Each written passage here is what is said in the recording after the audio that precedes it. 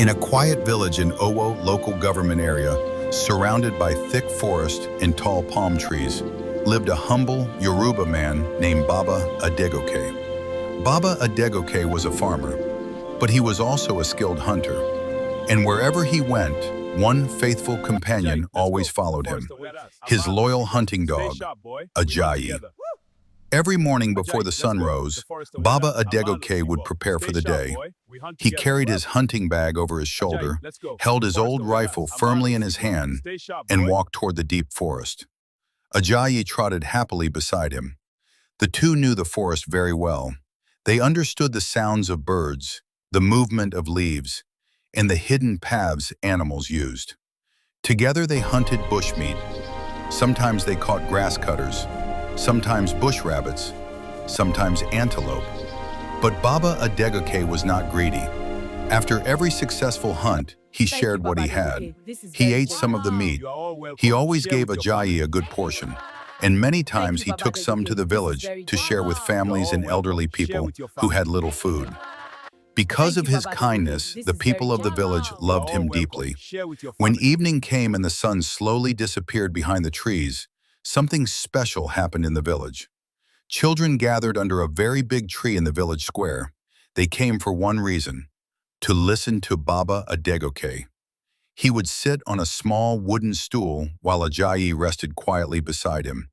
Then he began to tell stories.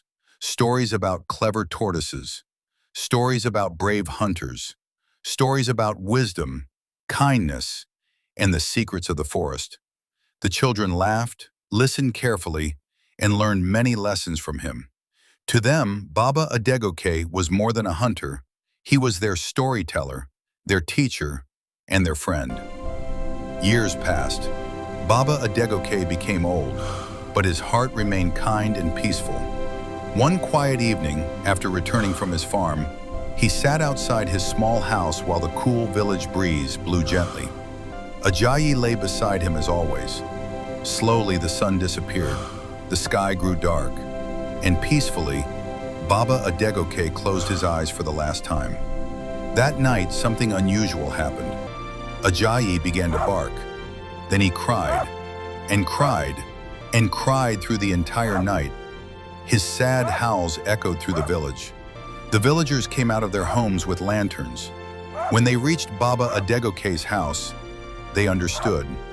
Their beloved hunter had passed away. Baba Adegoke had no wife. He had no children, but the whole village was his family. The next morning, the villagers gathered together. They dug his grave under the same big tree where he used to tell stories every night. Women brought flowers.